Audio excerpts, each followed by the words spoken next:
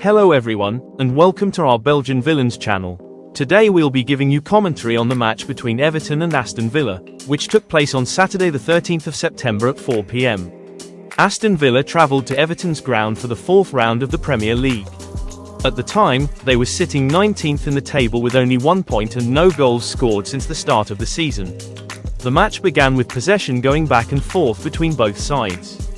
Everton, however, had the upper hand for most of the first half, creating chances that weren't very accurate. None of them really hit the target, but they were still dangerous, with Grealish being outplayed and Desbury Hall showing a lot of commitment. Towards the end of the first half, Aston Villa started to find their rhythm, played better, and created a good chance that could have put them 1-0 ahead before the break. Jordan Pickford, Everton's goalkeeper, made a poor clearance outside his box. Emiliano Buendia, who was still quite far from goal, decided to try his luck since nobody was in the net, but it didn't pay off as he couldn't get the ball on target. A pity, really. Both teams went into half-time at 0-0. The second half began, still with the score at 0-0. A change by Unai Emery, let's say, turned the match.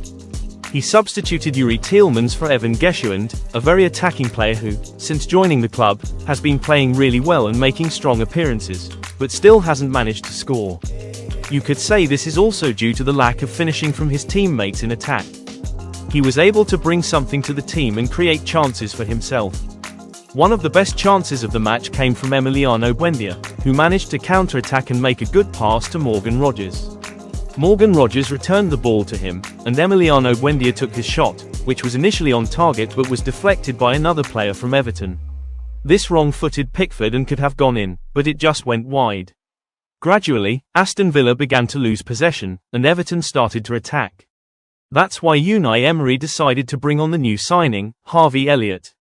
The young forward, arriving from Liverpool, didn't really manage to do much or create much, because Aston Villa weren't very attacking in the last 10 minutes, and it was mostly Everton who were on top.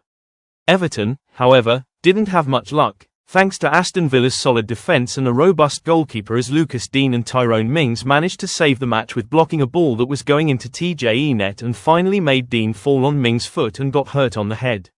Emiliano Martinez, fully alert, stopped a very important and very difficult shot. The match ended with the score still at 0-0. A real disappointment for Aston Villa, who so far have only 2 points from 4 games, which is very little. And especially with no goals scored. A real disappointment. We're really hoping for a change because, despite these attacking signings and a good coach, they still haven't managed to score. We're starting to worry, and we hope this will change. Let's trust Emery. We've been doing so from the start. Up the Villa. Thank you for watching this video.